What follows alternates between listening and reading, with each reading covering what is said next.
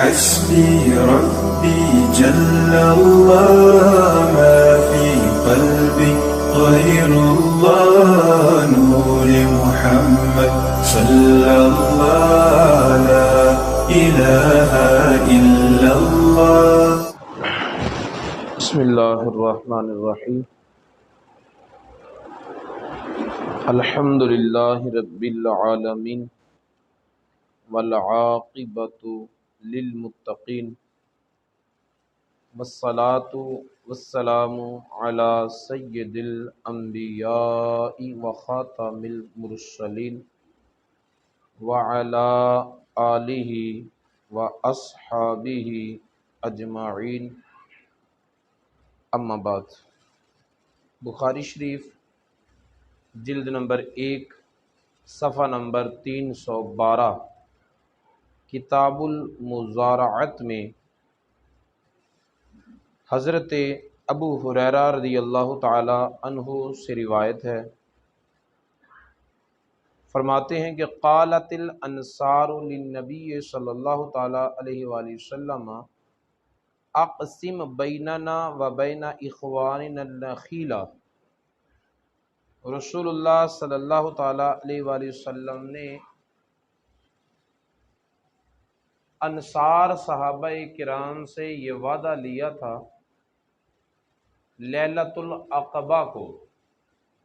لیلۃ العقبہ کسے کہتے ہیں؟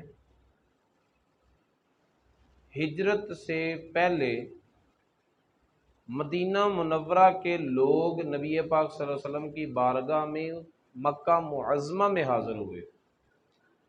اور وہاں رسول اللہ صلی اللہ علیہ وسلم کے دست اقدس پر بیعت کی، اسلام قبول کیا اور حضرت حضور نبی پاک صلی اللہ علیہ وسلم کو گزارش کی کہ آپ مکہ چھوڑ کر مدینہ تشریف لے آئیں. نبی پاک صلی اللہ علیہ وسلم نے ان کی بیعت قبول فرمائی، انہیں اسلام میں داخل کیا اور فرمایا کہ جب مجھے اللہ تعالیٰ کی طرف سے اجازت ہوگی تو میں اس شہر کو چھوڑ کر تمہارے پاس آ جاؤں گا، اللہ تعالیٰ کی اجازت کے بغیر میں نہیں آؤں گا. اور تب نبی پاک صلی اللہ علیہ وسلم نے ان سے یہ وعدہ بھی لیا تھا کہ جو لوگ مکہ سے ہجرت کر کے تمہارے پاس مدینہ میں آئیں تو تم نے ان کے ساتھ اچھا سلوک، اچھا برتاؤ کرنا ہے. اور یہ عہد 2 مرتبہ ہوا تھا. پہلے سال چند آدمی رسول اللہ صلی اللہ علیہ وسلم کی بارگاہ میں حاضر ہوئے تھے، اگلے سال رسول اللہ صلی اللہ علیہ وسلم کی بارگاہ میں 70 سے زائد لوگ مدینہ کے حاضر ہوئے تھے اور انہوں نے رسول اللہ صلی اللہ علیہ وسلم سے بیعت کی تھی. اور اس بیعت کرنے کو لیلۃ العقبہ کہتے ہیں کیونکہ نبی پاک صلی اللہ علیہ وسلم نے یہ ملاقات اور یہ بیعت اہل مدینہ کے ساتھ رات کے وقت کی تھی. اس وعدے کو پورا کرتے ہوئے جب مہاجر لوگ مدینہ منورہ میں نبی پاک صلی اللہ علیہ وسلم کے صحابہ کرام پہنچے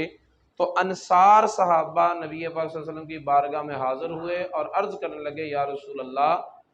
ہمارے زمینیں ہیں، ہمارے کھجوروں کے باغات ہیں، تو جن مسلمانوں کو آپ نے ہمارا بھائی بنایا ہے، مہاجر اور انصار کو بھائی بھائی بنایا ہے، تو آپ ہمارے بھائیوں کے درمیان اور ہمارے درمیان ہماری زمینیں تقسیم کر دیں. آدھی آدھی زمین دیتے ہیں، درخت دیتے ہیں انہیں. اخوت و بھائی چارے کی یہ مثال جو رسول اللہ صلی اللہ علیہ وسلم کے صحابہ نے دکھائی دنیا کی کوئی قوم بھی پیش نہیں کر سکتی. لیکن نبی پاک صلی اللہ علیہ وسلم نے ان کی اس پیشکش کو قبول نہیں فرمایا کہ تمہاری زمینیں تم سے لے کر مہاجروں کو دے دی جائیں، تمہارے باغات، تمہارے درخت تم سے لے کر مہاجرین کو دے دیا جائیں. تو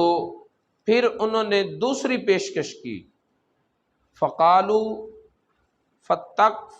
فتکفونا المعونۃ ونشرککم فی الثمرۃ قالوا سمعنا واطعنا. میں نے کہا کہ چلو ٹھیک ہے، پھر تم ہمارے باغات میں کام کرو اور جو اس باغ کا ان درختوں کا پھل ہوگا وہ آدھا ہم رکھ لیں گے، آدھا تمہیں دے دیں گے۔ اس طرح ہو گیا زمینیں ہماری، محنت تمہاری، پیداوار آدھی آدھی۔ تو اس بات کو مہاجرین نے بھی قبول کر لیا اور رسول اللہ صلی اللہ علیہ وسلم نے بھی قبول فرما لیا۔ امام بخاری علیہ رحمہ نے اس واقعے کو ذکر کر کے استدلال کیا ہے کہ اذا قال اکفنی مؤونۃ النخل او غیرہ وتشرکنی فی الثمر، میرے باغ میں محنت مشقت کا کام تم کرو، باغ ہمارے ہوں گے، محنت تمہاری ہوگی اور پیداوار جو ہے وہ برابر برابر ہو جائے گی۔ تو ایسا کرنا جائز ہے، زمین کو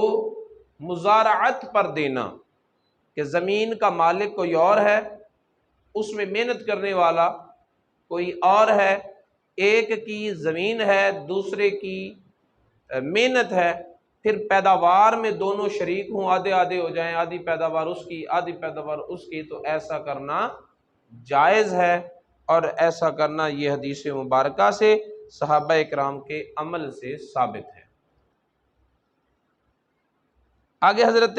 عبداللہ رضی اللہ تعالی عنہ روایت فرماتے ہیں، عبداللہ بن عمر نبی پاک صلی اللہ علیہ وسلم سے،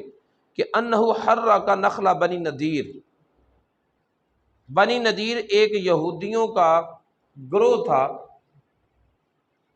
نبی پاک صلی اللہ علیہ وسلم نے قبیلہ بنو نذیر کے جو کھجوروں کے درخت تھے انہیں آگ لگوا دی تھی، جلا دیا انہیں، وقاطع، انہوں نے کاٹ دیا، اور جس بستی کے درختوں کو جلایا تھا اسے بویرہ کہتے، اس کا نام بویرہ تھا۔ اور اسی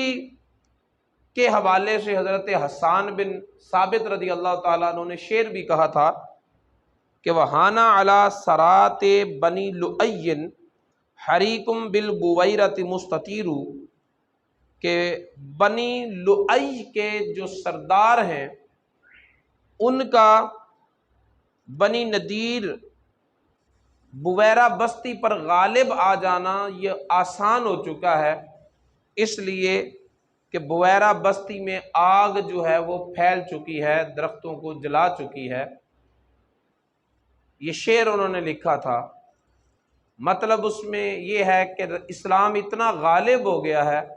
کہ شہر مدینہ کے اطراف میں یہودیوں کی طاقتیں جو ہیں وہ دم توڑ رہی ہیں، اور اسلام ان کی سرحدوں پر اپنا پرچم لہرا رہا ہے۔ اس حدیث شریف سے یہ پتہ چلتا ہے کہ جب دشمن کے اوپر حملہ کیا جائے تو اس کے باغات اور پھلدار درختوں کو جلانا جائز ہے، جبکہ دیگر روایات سے ثابت ہوتا ہے کہ نبی پاک صلی اللہ علیہ وسلم نے منع کیا تھا کہ جب تم دشمنوں پر غلبہ پالو تو ان کے کھیتوں کو آگ نہ لگانا، ان کے بوڑھوں کو قتل نہ کرنا، ان کی عورتوں کو قتل نہ کرنا، ان کے بچوں کو قتل نہ کرنا، ان کے پھلدار درخت نہ کاٹنا۔ اور جبکہ ادھر نبی پاک صلی اللہ علیہ وسلم نے خود بنی نذیر کے درختوں کو آگ لگوائی، تو ان دونوں حدیثوں میں بظاہر تعارض نظر آ رہا ہے اور ایک دوسرے کے خلاف مفاہیم ہیں ان کے، لیکن بات یہ ہے کہ جب دشمن پر غلبہ پانے کی صورت اور مقابلے میں درختوں کو جلانے کی ضرورت پیش آئے تو پھر درخت جلا دینے چاہیے جنگی مصلحت کے پیش نظر، اور اگر دشمن پر غلبہ پا لیا جائے اور درختوں کو جلانے کی کوئی مصلحت، کوئی جنگی ضرورت نہ ہو تو پھر بلا وجہ درختوں کو نہیں جلانا چاہیے، نہ کاٹنا چاہیے۔ تو رسول اللہ صلی اللہ علیہ وسلم نے بنی نذیر کے یہودیوں کے جو درخت جلائے تھے تو وہ مصلحت کی بنا پر جلائے تھے، تاکہ ان کا غرور و تکبر خاک میں ملایا جائے اور ان کو ذلیل و خوار کیا جائے اور ان کے دماغ کے اندر جو فرعونیت ہے اس سے نکالا جائے اور انہیں رسوا کر کے ذلت امیز شکست کے ساتھ دوچار کیا جائے۔ تو بعض ان حکمتوں کے پیش نظر نبی پاک صلی اللہ علیہ وسلم نے درختوں کو جلانے کا حکم دیا تھا۔ عام حالات میں حکم یہی ہے کہ اگر جنگی ضرورت نہ ہو، کوئی ضروری مصلحت نہ ہو، تو پھر بغیر ضرورت کے دشمن کے جو درخت ہیں، فصلیں ہیں، انہیں برباد کرنا نہیں چاہیے۔ حضرت رافع بن خدیج فرماتے ہیں کہ کن اکثر اہل المدینۃ مزدرعا کن نکری الارض بالناحیۃ منها مسمى لسید الارض فما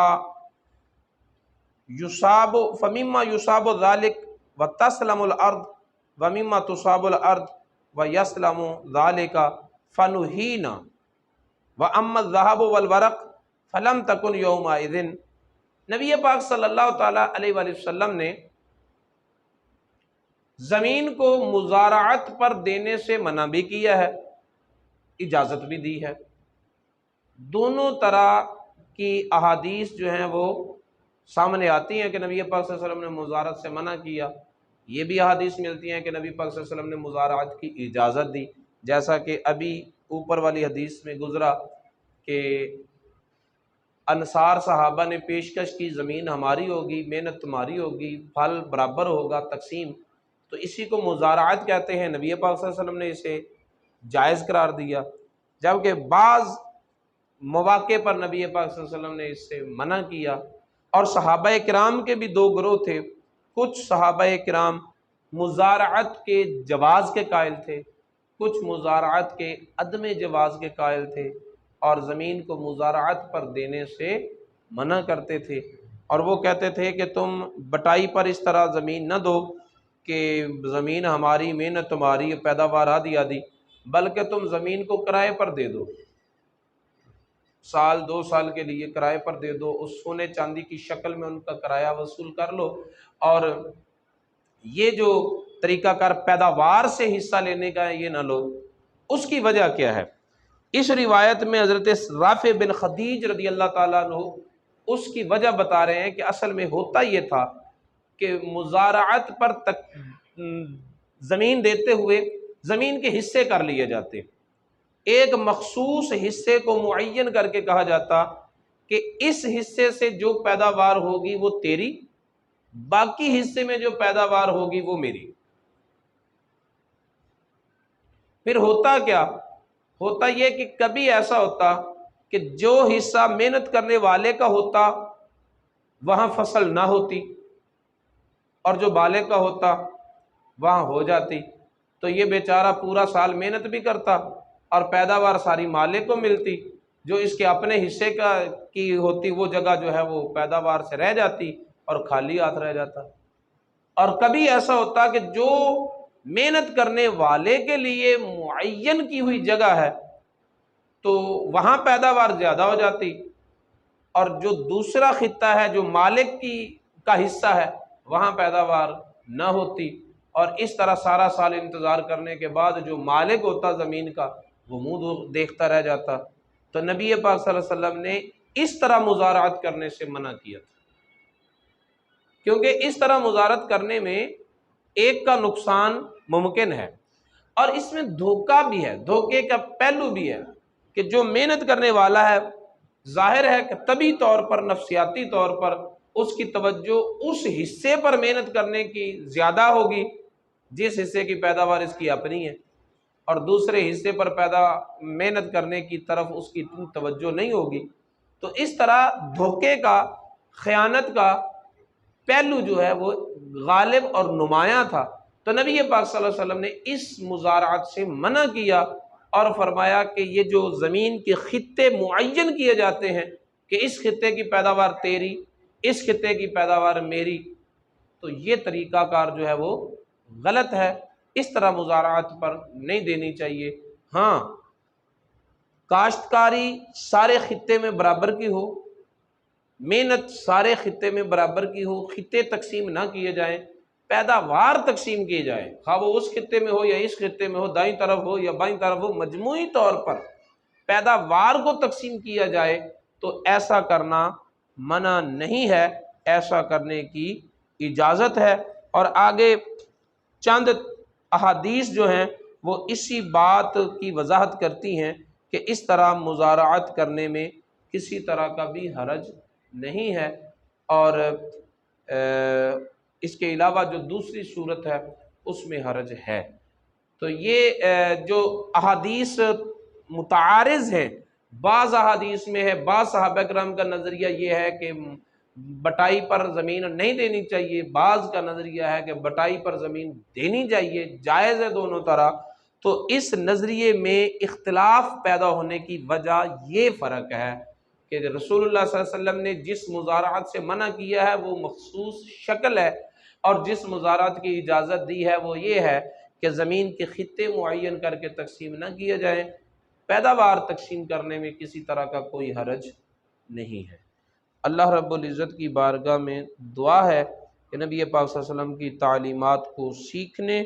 اور ان پر عمل پیرا ہونے کی توفیق عطا فرمائے۔ حسبي ربي جل الله ما في قلبي غير الله نور محمد صلى الله